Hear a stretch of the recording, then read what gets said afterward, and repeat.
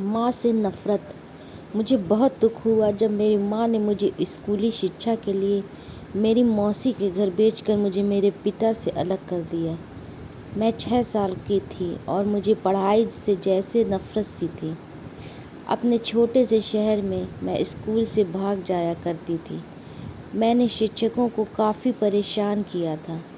घर पर tuition teachers बार बार बदलते रहते थे, क्योंकि या तो वो मेरे साथ टिक नहीं पाते थे या मैं नहीं रह टिक पाती थी, या तो उनकी छड़ियाँ मुझे मारते मारते टूट जाती या मैं लगातार रोती रहती।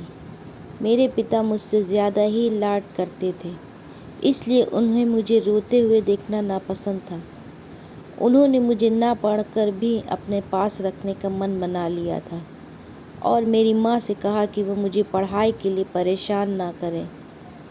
हालांकि मेरी माँ एक ज़िद्दी महिला थी जो इतनी जल्दी मेरा सामने हार नहीं मानना चाहती थी, इसलिए उन्होंने गुप्त रूप से मुझे मेरी मौसी के घर भेजने की योजना बनाई, जो एक अलग शहर में रहती हैं। मुझे एक कॉन्वेंट स्कूल में दाखिला मिल गया, जहाँ नियम बहुत सख्त थे। मेरे पास स्कूल से भागने का कोई रास्ता नहीं था। शुरू में मुझे इससे नफ़रत थी। मुझे अपने पिता की बहुत याद आती थी और जब भी वह मुझसे मिलने आते थे तो मैं उनकी बाहों में सिसकने लगती थी। ये हम दोनों के लिए कठिन समय था। मेरी माँ की पत्थर दिल महिला होने के कारण निंदा की गई।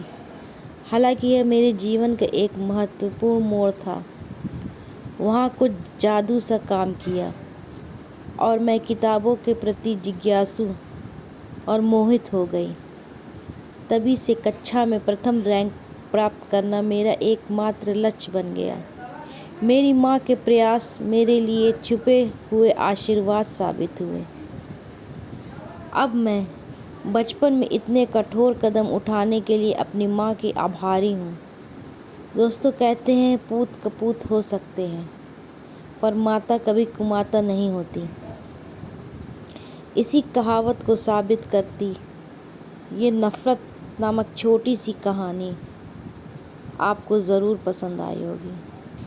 चैनल को सब्सक्राइब करें और वीडियो को लाइक करें।